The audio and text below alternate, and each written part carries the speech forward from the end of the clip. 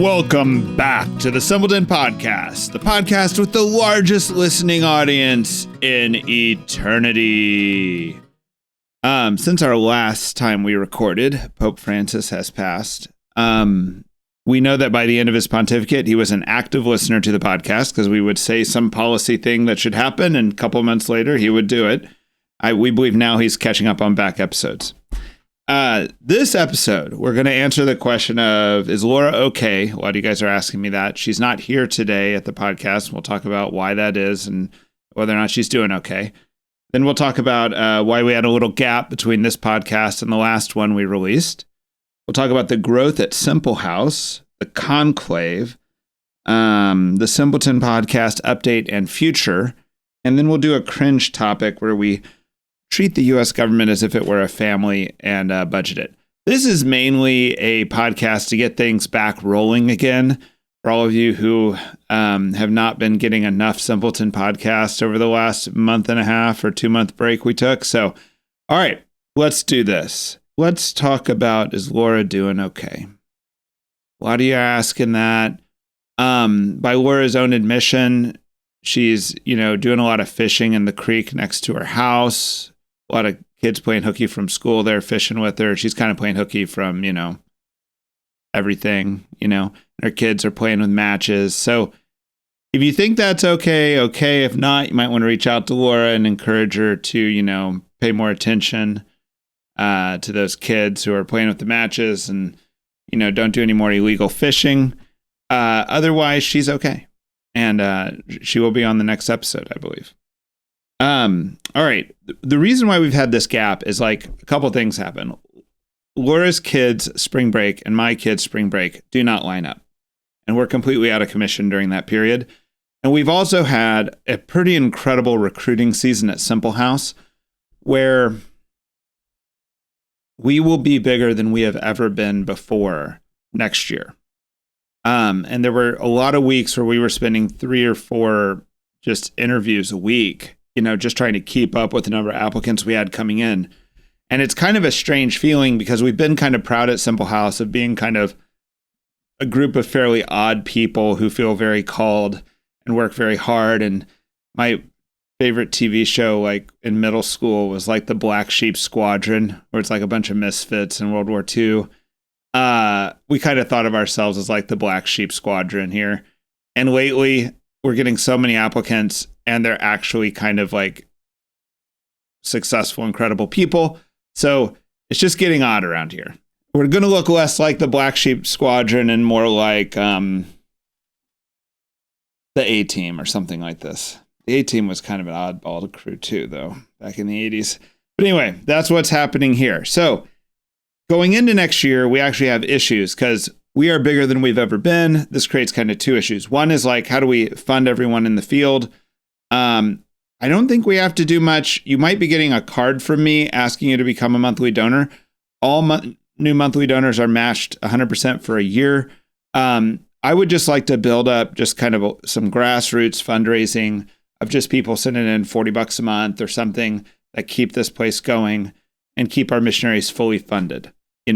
We're not an organization that demands that the missionaries themselves fundraise. We feel like they're giving their year and that we're going to support them serving the poor, give them resources to serve the poor, and also, keep a roof over their head while they're here.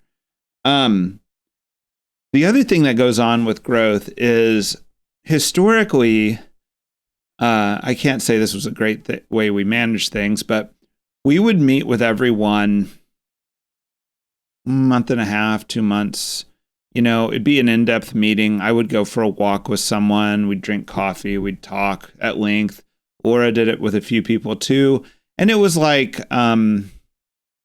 are you doing? How's the year treating you? We began that whole process back in 2009 and we called it accountability meetings, but it really wasn't accountability. It was more like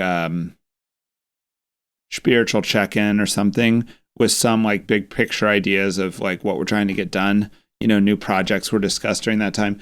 And everyone really liked it to the point that if I tried to avoid doing these talks, I would get badgered that we have to have these talks, which is weird that people want their accountability meetings. But Lately, we've switched.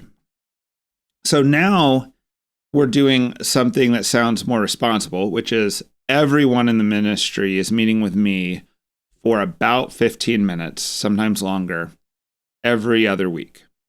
So one week I'm meeting with everyone in the DC house via Zoom or whatever, and everyone in the KC house. And it's a way to keep anyone from going adrift. It's a way to it is more an accountability meeting. It's like, hey, what have you done lately? And then if somebody says, I plan on doing this, then I write that down. And then 2 weeks later, they're like, did you do it? And this also surprisingly is popular with our missionaries. I was kind of hoping they would tell me they hated it so that I wouldn't have to do it anymore. But they have said, no, keep doing it. And so we plan on doing it next year. That takes a lot of time, it takes about at least half a day every week. And next year for nearly twice as big, it'll take even more time, but, it seems to be worth it. It seems to be that seems to be a growing role for me at Simple House. And it's just, if you want to know the inside workings of our ministry, that's part of it. Having said that, I want to say something about Pope Francis and,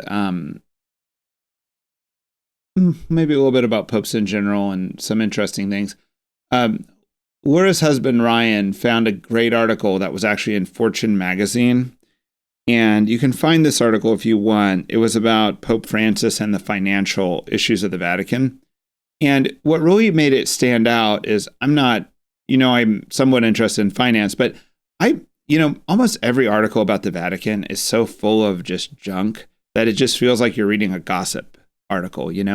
This is one of the few things I've ever read about the Vatican where it just sounded like, hey, somebody had some facts. It was a business consultant for the Vatican who informed the article. And it was great. It was like one of the most credible articles I've ever read. And it was impressive. It was about how the Vatican has had a debt problem and a financial problem since before Pope Francis.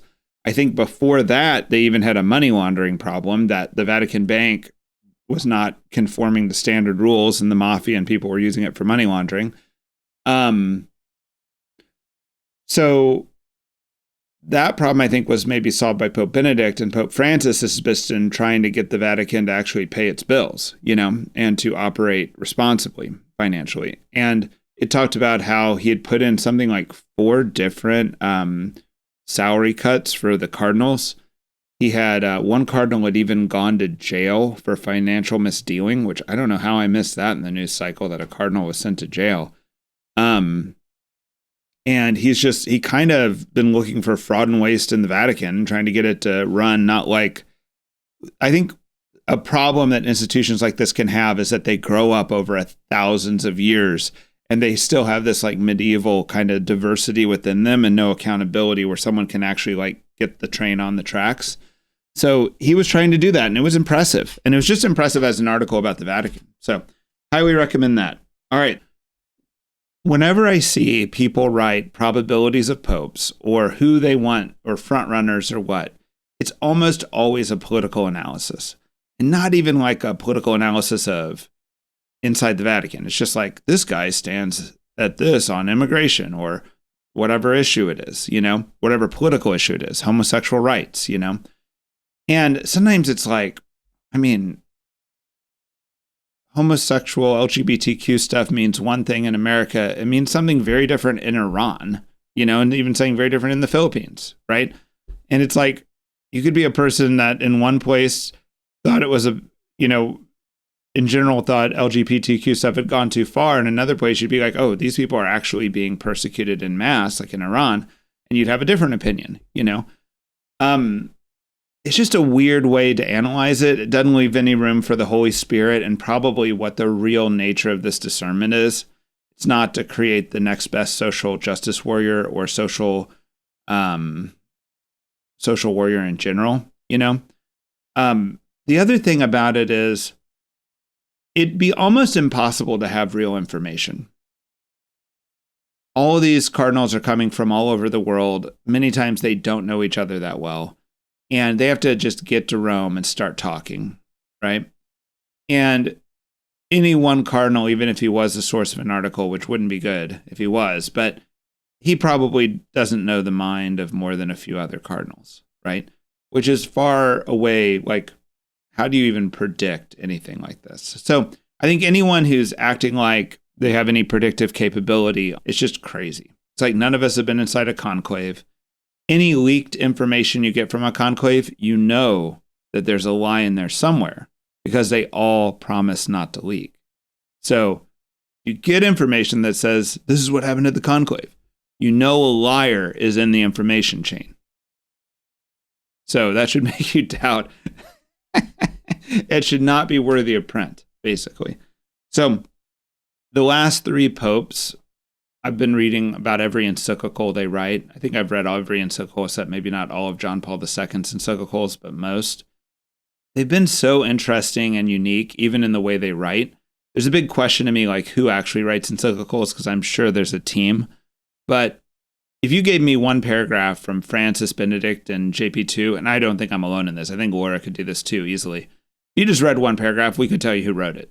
And not even because of the substance, but just because of the stylistic writing, So certainly these popes definitely have a pastoral style that matters, and that's interesting.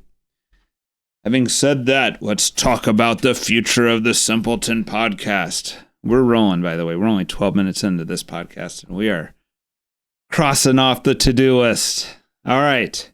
We are going to bring on someone that most of you know. You definitely know her from the Simca Fisher interview if you don't know her IRL. My wife. And we're going to bring her on, Audrey Massey, for a series of podcasts we're going to do on Pope Benedict. A great interview came out. It was really too short. It was put out by Ignatius Press's podcast, and it was an interview of the founder of Ignatius Press, who wrote his doctoral dissertation under Pope Benedict. And he's a Jesuit, and he said, I believe Pope Benedict is not only going to be made a saint, and he goes, and he asides, and I don't think all popes should or will be made saints. He goes, I think he will be made a saint, and not only that, I believe he will be made a doctor of the church. And when he said this is an extraordinary claim if you're not familiar with Catholicism. And when he said this, my reaction was, oh man, I think you're right. That rings true to me, what you're saying, that the type of work Pope Benedict was doing is simple and profound and very interesting and was sorting so many of the issues of our day. And this isn't the stuff, he had really great encyclicals, but this is just dates all the way back to probably the 70s and late 60s. He's kind of one of the fathers of the Vatican Council. And he's also one of the great editors of the Catholic Catechism, and probably was a co-author on almost all of JP2's encyclicals. Not that there are formal co-authors, but he's probably very influential in those encyclicals too. So what we're going to do is we're going to we believe we'll start with Introduction to Christianity, which is probably his most grand work. Audrey and I have each read it and studied it, and we love it. We're just going to go through that and see what ideas come out of that for our podcast. We're also going to do the Simpleton Podcast, that's crazy and irrelevant, that all of you love, with Laura once a month. And we're probably going to do an interview once a month. So I think the production that everyone got used to was about 3 episodes a month. Most weeks you got an episode.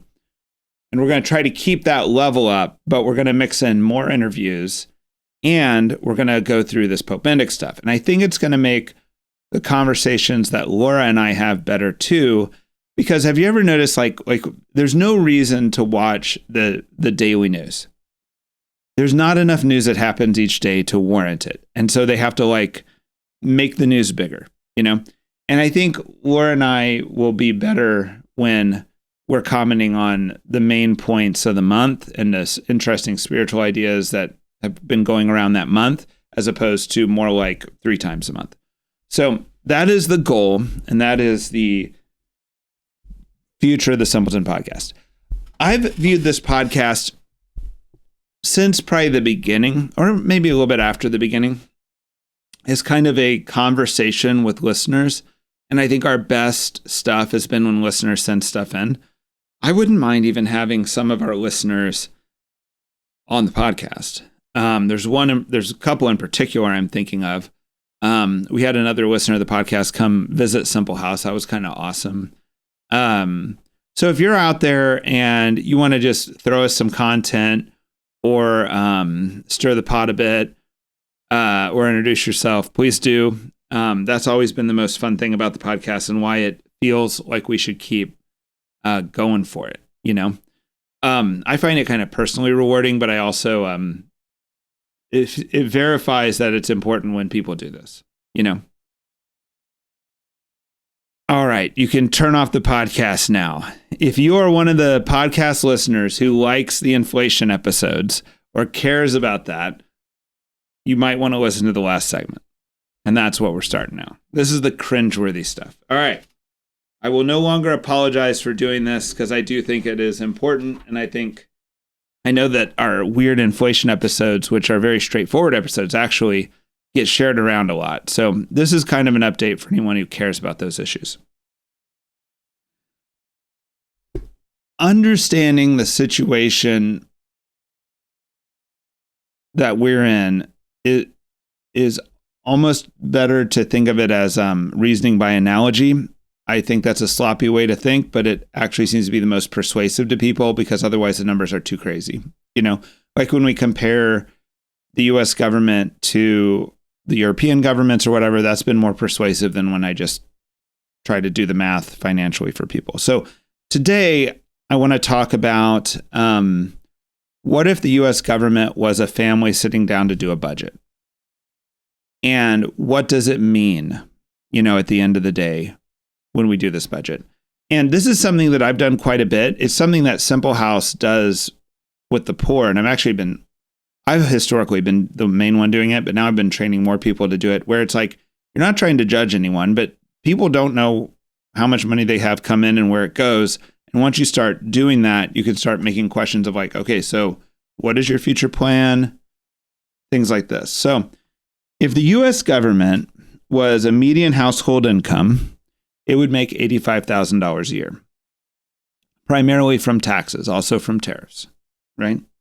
The US government spends $102,000 a year just on living, everything from eating out to whatever. So we're now talking about a family that's making 85, but every year spends 102. That's a problem. That should be very alarming to all of us. If we were working with a family like that, could be your friend, could be your sister-in-law, whatever. Their family, if they're making 85 and spending 102, it's a problem. It's a bigger problem because they also, just to pay the interest on loans, has to pay $17K. So by the time they're done, it's really $120K they're spending without even reducing the loans, and they're only making 85. So they're spiraling deeper and deeper into debt every year.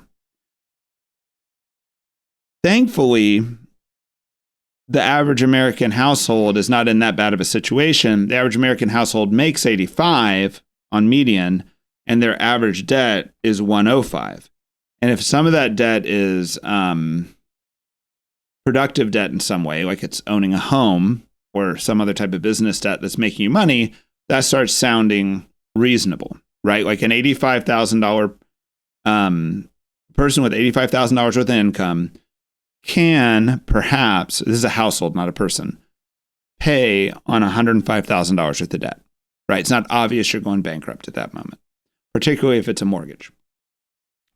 The US government, if it was a family making 85, instead of having $105,000 worth of debt, like an average American family, would have $630,000 of debt. And it's not even able to pay the interest out of the budget. So it's going backwards fast. So if we were to sit down with this family, the first question would be, how do you solve this problem? Do you solve it by increasing your income, by getting a better job? Or do you solve it by tightening the belt, by cutting your expenses? Most likely, this is so dramatic, you'd have to do both, right? And even then, if I was talking to a normal American family, I would say, you should not even try to pay this debt. You should go bankrupt. because I don't think you could feed your kids and pay this debt, So the U.S. government's in that situation. They can't feed their kids and pay the debt, And if they were to say, get a better job or tighten the belt, that's kind of another word for what we've just gone through with Doge and the tariffs. Tariffs are getting a better job. They're like increasing your income. And Doge is like tightening the belt. And all the critiques of Doge, that it was reckless, that it was fast, that it was like kind of a dumb cut, are valid. It was, right? Having said that, I've never seen anyone make massive cuts in government, period. So I don't know that slow cuts work. So I think they have a defense there.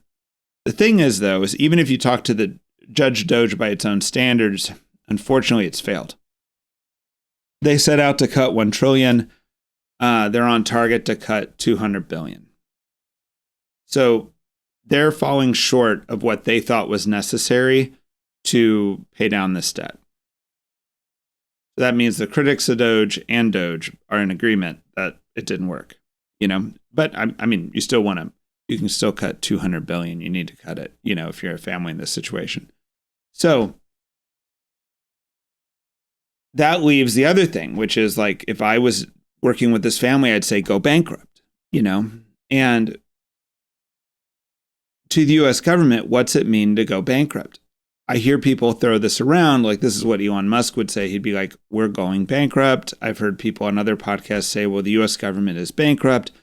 What does that even mean? In a family, what it would mean is you're going to give back the car that you have a loan on. You're going to have to cancel all the credit cards and never have a credit card again because someone's going to give you one. It would mean something like that. But then at least you'd be able to start over and actually stack a few dollars in a savings account. Like you'd be able to start building for the future again after you kind of destroyed your credit and wiped the slate clean.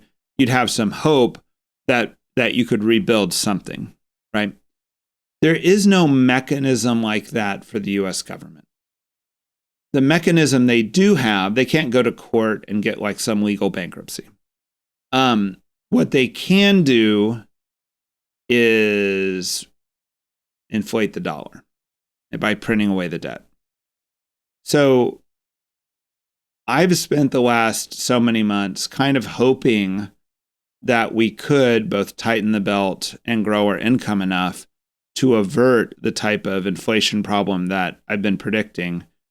It doesn't, Doge has failed on its own standards. It has failed, and the tariffs, it's not clear that they're going to succeed in raising revenue enough. So we are still currently on track for disaster in the next 10 years at some point, that the U.S. government has to just print out this debt. The victims of that will be everyone. Like everyone will be worse off after that. The poor will be far more worse off because they don't own assets, right?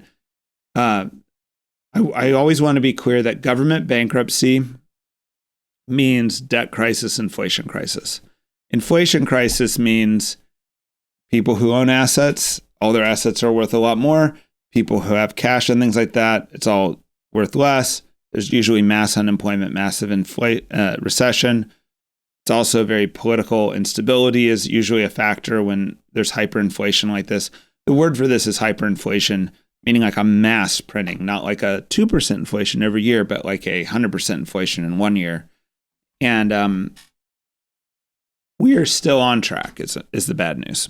So I'm still hoping that somehow there's a waking up to this. But most of the big critics of what Doge did aren't real critics in my mind because they thought the status quo was okay. Like if you knew that we needed to cut $1 trillion and you didn't like the way Doge did it and you had another politically feasible way to do it, that to me is a very good critique and useful critique. If you pretend that 37 trillion of debt, or debt that's like 7-8 times what we take in, is okay and not a crisis, your critique of Doge doesn't make any sense to me.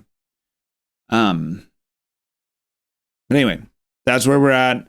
So still be worried. I don't know if still be worried. Just prepare, own your assets. Don't overinvest in the dollar, I guess.